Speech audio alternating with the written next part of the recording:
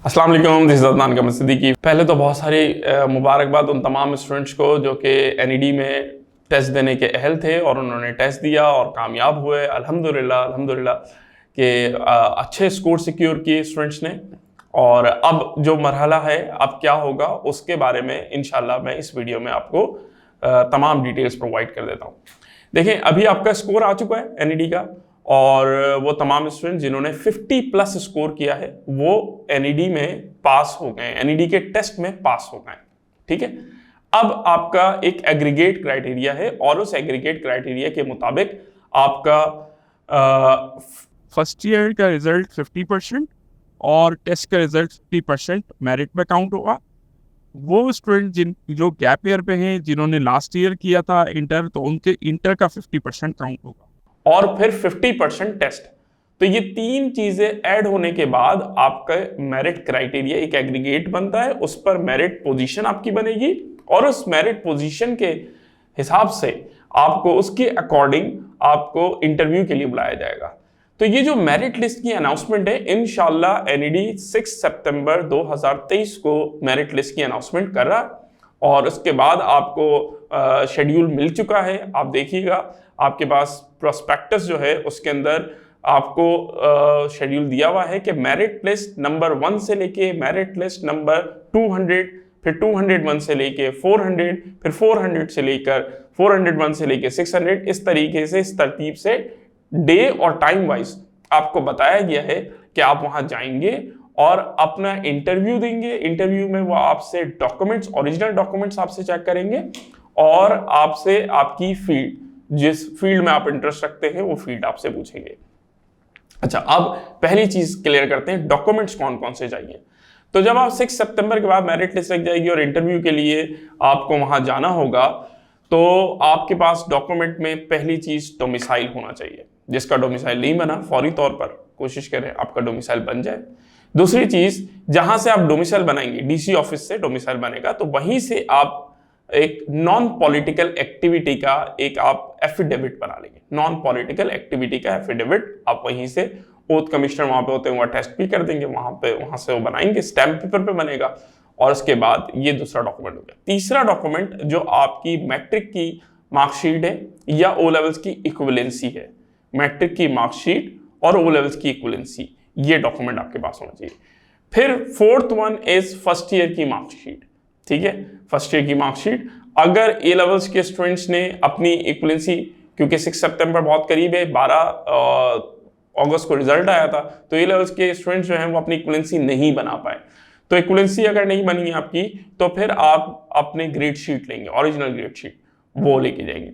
ठीक है, इसके साथ आप फोटोग्राफ्स लेंगे। 2 फोटोग्राफ्स उन्होंने बोली है, मैं आपको रिकमेंड करता हूँ 4 आप अपने साथ लेके जाइएगा।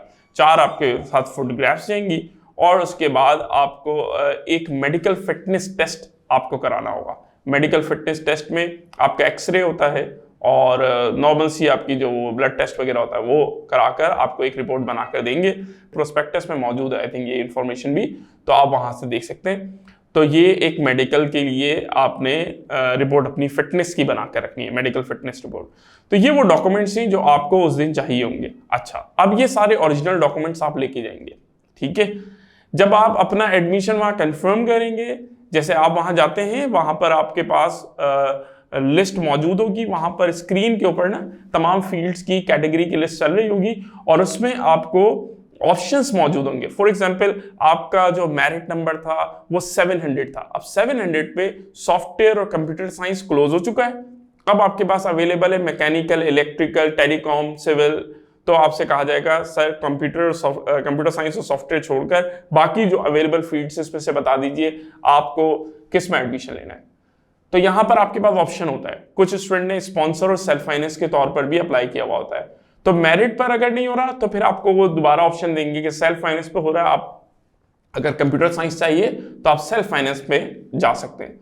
तो जो आपने पे ऑर्डर जमा किया होगा सेल्फ फाइनेंस का वो वहां पर रख लेंगे और आपको सेल्फ फाइनेंस पे एडमिशन दे देंगे। लेकिन आप कहते हैं नहीं, मुझे सेल्फ फाइनेंस पे सॉफ्टवेयर में नहीं चाहिए और मुझे मेरिट पर सिविल में चाहिए, तो आप मेरिट पर सिविल में चले जाएंगे और जो पे ऑर्डर आपको मिला था उसके अगेंस्ट, आपने जो पे ऑर्डर दिया था उसके अगेंस्ट आपको एक फॉर्म देंगे कि आप ये फॉर्म फिल कर दें पे ऑर्डर रिटर्न करने का, तो वो आप फॉर्म फिल करके उनको देंगे और उसके बाद वो पे ऑर्डर आपको कुछ दिनों में, 4, 5, 6 दिनों में पे ऑर्डर आपको वापस हो जाएगा।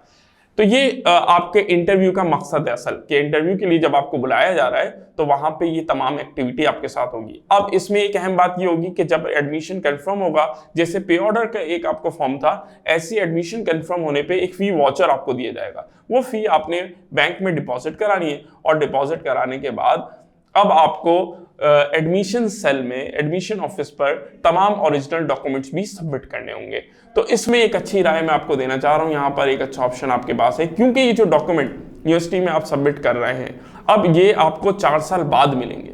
तो जितने भी डॉक्यूमेंट्स आपके पास हैं इनको आपने फोटोकॉपी करना है और इनको अटेस्ट करना है और अपने पास रखना है। एटलीस्ट 10-10 कॉपीज आप सबकी बनाकर टेस्ट करके अपने पास रख लें, क्योंकि जब यूनिवर्सिटी के पास वो डॉक्यूमेंट होंगे और उन 4 सालों में कहीं भी आपको उन डॉक्यूमेंट्स की अगर ज़रूरत हो तो वो फोटोकॉपी नहीं चलेगी, अटेस्टेड फोटोकॉपी चल जाएगी।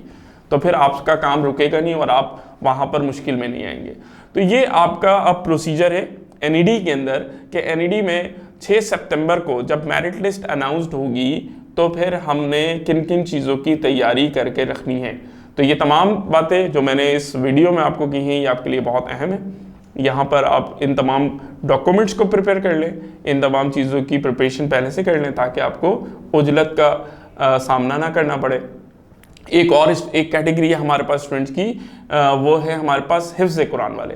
तो हिफ्ज़ कुरान का टेस्ट हो चुका है और अब उनको जब एडमिशन के लिए जाएंगे तो हिफ्ज़ कुरान की सनद वहाँ पर वो भी सबमिट करनी होगी, तो उसको भी आप डॉक्यूमेंट में शामिल कर लीजिएगा। जितने भी हमारे हुफ़ाज़ कराम हैं वो उनको वहाँ पर अपनी हिफ्ज़ की सनद भी देनी होगी। ठीक है, तो बहुत आप लोगों को मुबारकबाद इस चीज़ की कि आपने टेस्ट क्लियर किया और अच्छा स्कोर लिया और इंशाल्लाह उम्मीद है कि आप लोग सब एडमिशन लेने के अहल भी होंगे एनईडी के। बहुत सारी दुआएं कि अल्लाह ताला आपको कामयाब करे। जज़ाकल्लाह खैर। अस्सलामु अलैकुम।